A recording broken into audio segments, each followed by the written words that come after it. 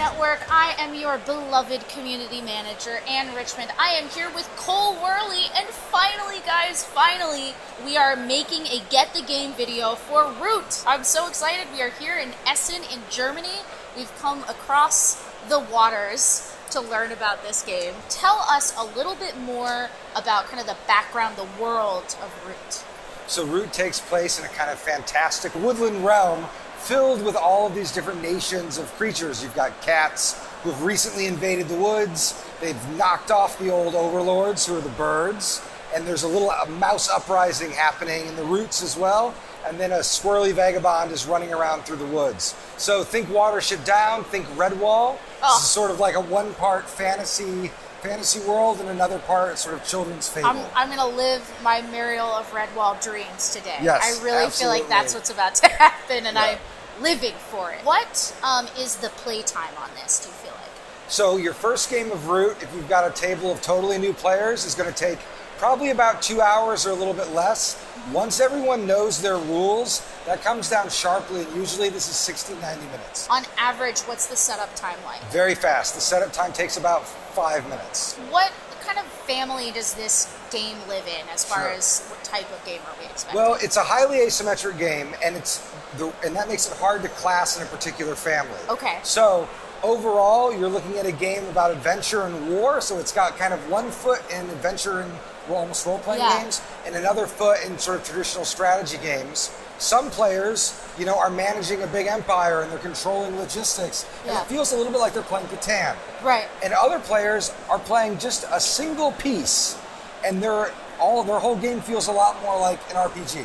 Both genres of game are happening in this one game, so it's great for groups where there's a diversity of interests, where there's that one person in the game that really, really likes RPGs, right, and other people want to play a war game. You can get them all at the same table with this game. And they're all going to have a good time. Yes, they Now, will. as far as competition, Sure.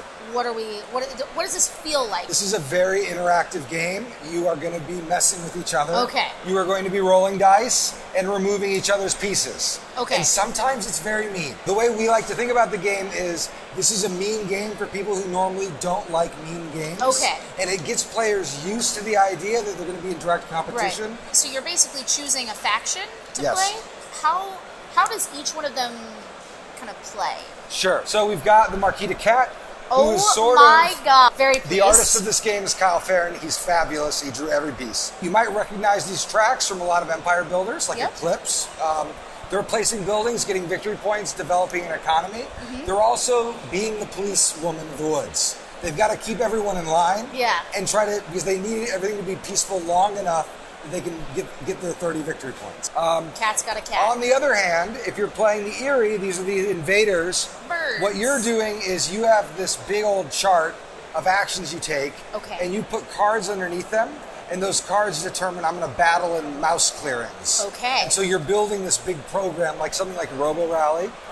These birds are freaking serious. Yeah, they are out to get you. The Alliance is all about spreading sympathy. They're just trying to be friends with everybody. And then eventually start a rebellion. So they start being kind of a nice player. Then they're an irritating player, and then they get to be mean at the end of the game. And the last role is the Vagabond. The Vagabond uses items. So here's a hammer. They can exhaust those hammers to take those actions. Is this a trash panda? It's a trash panda. And in fact, there are... AKA raccoon. In the base game, you get your choice of 3 Oh different Vagabonds. All of them play very differently. So for instance, if you've got a player who likes the aggressive, like kind of Diablo-style action games, the Ranger's a good little fighter. The Tinker can win the game without hurting a single person. They just craft. And then the Thief is sort of in the middle of those two positions. There was this impulse for us to write all this lore. And we just kept pushing off because we're like, no, we want to let the players do that work. I'm sure that's happening too, because you guys had a huge buzz after Gen Con. So as far as seeing that reflected, art, I mean, it's amazing. Oh my gosh, that's so cool. And so an example of those systems is, the Vagabond's victory points are dependent on its relationship, so it can befriend the blue player. And then it gets victory points, and actually at the highest level of friendliness, it's charismatic to those people, and it can lead around blue armies as if they were their own. Nice. So there's a lot of emergent gameplay. Our general MO here is we want really thematic games that are driven entirely by the players. So you don't see an event deck in this game. If something crazy happens, it's because the players made it happen. As you describe these, you're already kind of sucked in through the mechanics and the art just to want to like fill out that experience. And all the players interact with the board differently. Like the Alliance is going to be spreading these sympathy tokens. Right. And that determines if someone walks into that clearing, the Alliance gets support because everyone's very upset. The Vagabond can move in the paths and do things, can also live in the forests and kind of move in the board that way. And so the Vagabond has a different kind of mobility than the other players. Right. And so everyone kind of moves and attacks and works differently. As far as number of players, how many, what's the range, I guess? So the game plays from 2 to 4. Okay. And what we did is at the very end of the rule book, in the Learn to Play, we have the different player, I'll just show that here. We have the different player combinations, so you can see the different pairings. Okay. The 2-player game is quite short. It often takes only about a half an hour. Okay. So I encourage people, like there's the cat versus birds is very even, very wargamey. But the other combinations work if you just flip sides and play 2 rounds and add your scores. And there are 3 combinations at 3 players, and then of course the 4-player has everyone. Yeah. I think it scales very well. The game was designed mostly as a 3 or 4-player game, but the 2-player mode works really well. And the expansion, which should be hitting retail in December or January, adds a bot, so you can play solo or co-op or competitively with the bot player. There are 2 new factions and a second Vagabond, so you can play a double Vagabond game, and it expands the player range from 1 to 6 players. That's really cool. How does the game get won? This game is all about proving your legitimacy to the various people who live in the woods. And those people are represented by this big deck of cards. And the deck, almost all the art in the game is unique, almost each card. And it's just fabulous. And the suits are the different people who live in the woods. Yeah. Now, every faction has their own way of using these cards and using their actions to gain victory points. Okay. As soon as a player gets to 30 points, the game is instantly over, which means you may not all get the same amount of turns, but this is an asymmetric game, and it's an interactive game, and you probably should have stopped that person from winning. Also, if you find yourself helplessly behind, there are certain cards in the deck, here's one, that if you play this card, I'll show it to both screens here, if you play this card, you kick your little victory point marker off the track, and then you win the game if you fulfill this condition. Oh, man. So what can happen is the players who are in losing positions will get very scary, because then they'll start attempting these really destructive strategies. Oh, my gosh. When it ends, everybody was in it, like right to the very end. Yeah. Even if it was a long shot for you to win, there was this windy weird, path circuitous that, like, could have woodland path to victory. Exactly. Awesome. This rulebook looks very thorough. Yes. So tell me a little bit about how you guys put this together. So our first game, Vast, is also a big asymmetric game. That's an adventure game. And we watched a lot of people struggle to learn it.